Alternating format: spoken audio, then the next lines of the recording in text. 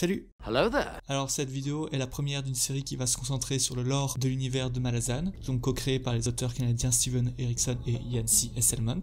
Ces vidéos ne contiendront pas de spoilers concernant les intrigues, l'histoire globale et les événements décrits dans le livre des martyrs. Mais bon, étant donné que le lore est distribué au compte-gouttes tout au long de la série, il se peut que certains points que je vais explorer sont des choses qui soient abordées relativement tard dans les tomes du livre des martyrs. Mais encore une fois, zéro spoiler concernant l'intrigue. C'est que du world building.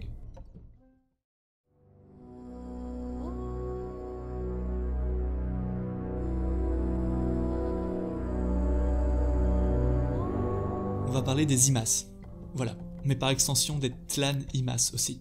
Concernant les Imas, dans un premier temps, je vais m'intéresser à leur aspect physique, ensuite on va se pencher sur leurs us et coutumes, dans la troisième partie je décrirai leur histoire, leur parcours en tant que peuple, jusqu'au rituel de Telan, et donc après on parlera des Tlan Imas. Et enfin, en conclusion, on va explorer les raisons qui ont poussé les auteurs à créer ce peuple et ce qu'ils représentent au sein de l'histoire de Malazan.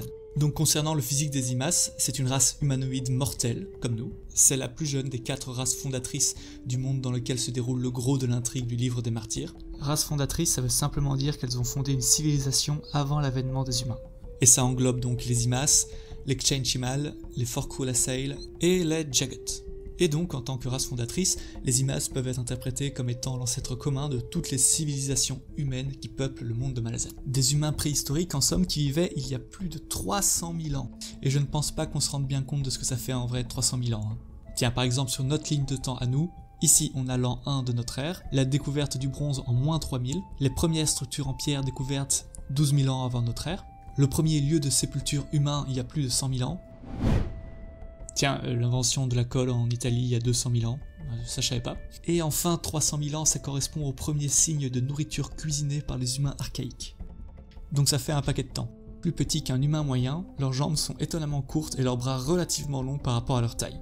Ils disposent d'une masse musculaire importante et on les décrit comme ayant la peau dorée, les yeux couleur d'ambre, un nez épaté, des arcades sourcilières épaisses, et de cheveux longs et noirs. Leur organe vocal est strictement différent de celui des humains modernes et permet la création de sons apparaissant impossibles à nos oreilles, pouvant combiner des tons graves et aigus en même temps. Enfin, les Imas sont des êtres extrêmement sensibles, ils ressentent intensément chaque émotion et sont dans l'impossibilité de dissimuler leurs sentiments aux autres. Tout simplement parce qu'ils n'ont pas encore les contraintes culturelles qui les poussent à cacher leurs émotions aux autres membres de la communauté en fait.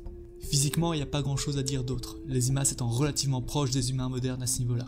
J'arrive donc au gros morceau de la vidéo d'aujourd'hui, à savoir les us et les coutumes, la culture du peuple Imas telle que décrit dans les livres en fait. Ce chapitre est subdivisé en 2 sous-parties. La première, ça se penche sur l'aspect technique et matériel des Imas, et la deuxième sur le plan religieux et spirituel. Le peuple Imas est chasseur-cueilleur, et en tant que tel, ils ont une parfaite connaissance de l'environnement qui les entoure et savent comment exploiter chaque ressource à leur avantage. Ces connaissances et leur savoir-faire technique leur ont permis de se débarrasser des principaux prédateurs qui dominaient leur territoire et de s'installer au sommet de la chaîne alimentaire. Extrêmement habiles de leurs mains, ils étaient capables de créer des outils et des armes meurtrières à base de silex et d'obsidienne. Des épées, des pointes de flèches, des lances, des propulseurs. Mais attention, c'était du solide. Leur savoir dans la manipulation de ces matériaux était tel que ces armes sont encore très efficaces face aux équipements des peuples modernes. Ils ne pratiquent pas l'agriculture, mais ont cependant domestiqué une race de loups primitive appelée les Ei.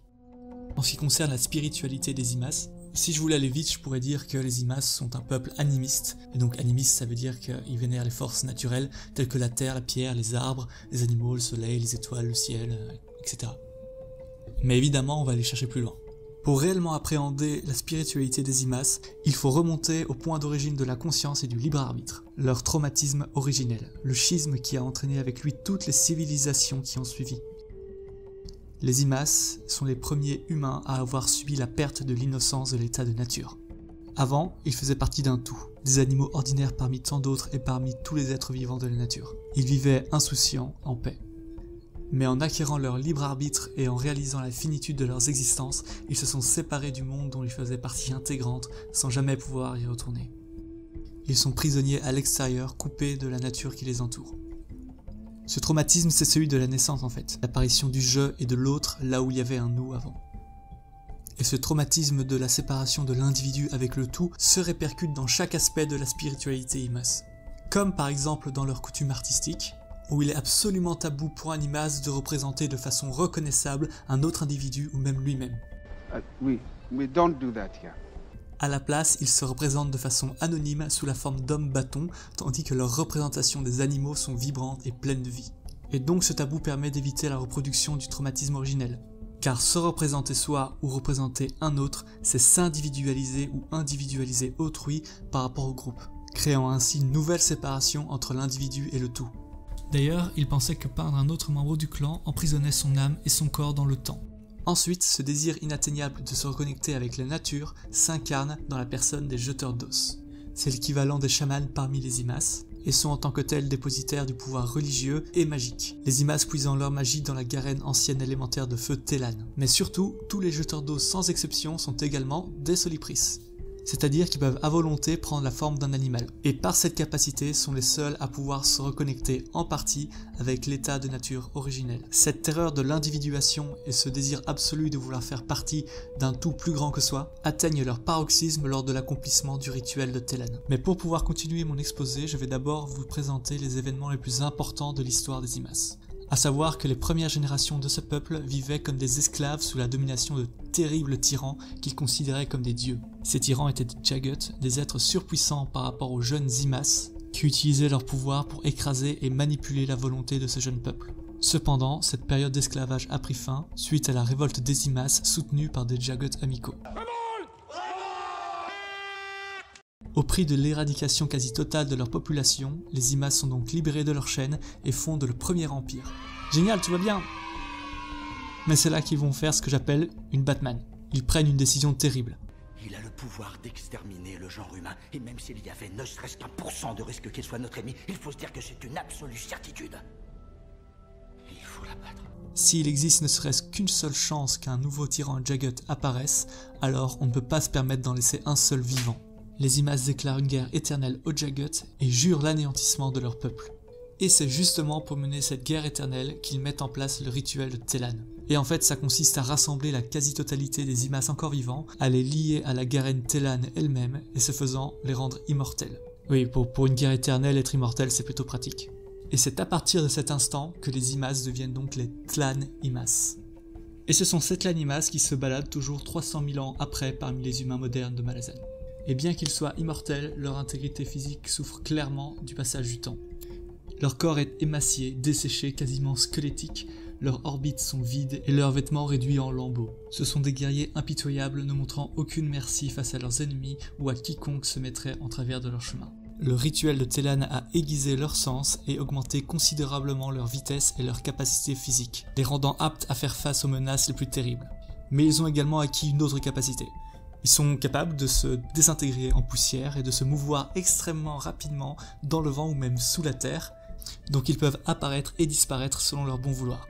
Enfin, ils communiquent entre eux via télépathie et agissent de concert comme une sorte d'esprit ruche. Le concept d'esprit ruche est d'ailleurs la métaphore parfaite représentant l'effacement de l'individu dans la collectivité. Et donc ça donne une armée de guerriers préhistoriques surpuissants, immortels, et capables de se déplacer sans être vus sur de longues distances, ouais. Rien que ça. Mais alors comment on se débarrasse d'un Tlan Imas ? Eh ben on peut pas, ou presque. Qu'importe les dégâts qu'un Tlan Imas va subir, son corps et son esprit perdureront toujours. Même s'il est démembré, les membres éparpillés aux 4 coins du monde, le Tlan Imas continuera d'exister, même si bon dans les faits il sera plus capable de faire grand chose car il ne peut pas reconstituer son corps. En ce qui concerne la spiritualité des Tlan Imas, vous vous souvenez des Imas, ces êtres si sensibles aux merveilles de la nature, ressentant intensément chaque émotion au point de ne pas parvenir à les dissimuler ? Oui, eh bien oubliez ça. Parce que le rituel de Telan a rendu les Tlan Imas insensibles et indifférents à tout ce qui les entoure. Le monde est perçu comme sombre et triste, les couleurs sont ternes, grises, et les mots ne sont plus que des souffles ou des sons, dénués de sens. Ils ne ressentent plus aucune émotion et restent impassibles aux sentiments de ceux qui les entourent. Même leur souvenir ne les atteint plus, et la plupart sont incapables d'accéder à leur mémoire. Ils ne forment plus une machine de mort inarrêtable, avec comme seule et unique pensée, éliminer les Jagut.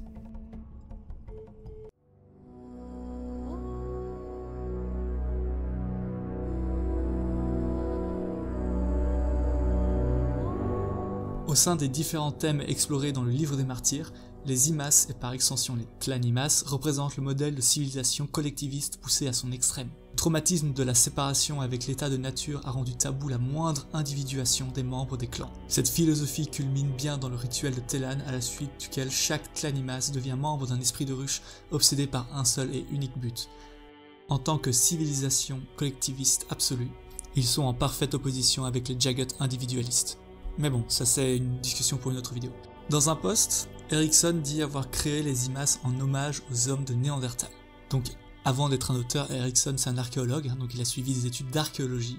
Et à l'époque de ces études, les connaissances archéologiques encore incomplètes décrivaient les Néandertals comme des êtres sans vie spirituelle, sans culture, sans même langage. Et ça serait cet écart entre eux et nous, les Homo sapiens, qui leur aurait été fatal au cours de l'évolution. Avec les Imas, Erikson voulait explorer sa propre version des Néandertals et surtout leur donner la capacité de faire leurs preuves en les faisant interagir avec les humains modernes de son monde. Enfin, et je pense que c'est la fonction la plus importante des Tlan Imas, c'est leur rôle de memento mori à la fois pour les personnages, mais aussi pour le lecteur. Ils représentent notre histoire passée et notre destin final. Dans Malazan, le passé ne disparaît jamais vraiment. Il est toujours présent dans chaque description de lieu, dans chaque nom, dans chaque coutume, dans chaque chapitre que l'on termine et chaque page que l'on tourne. Et c'est ça la fonction symbolique des Tlan Imas. Un rappel que le passé est toujours là et que quoi que l'on fasse, on le rejoindra bientôt. Un passé en suspension dans l'air comme de la poussière et qui peut à chaque instant se matérialiser du fond des âges pour croiser le regard des personnages et les nôtres.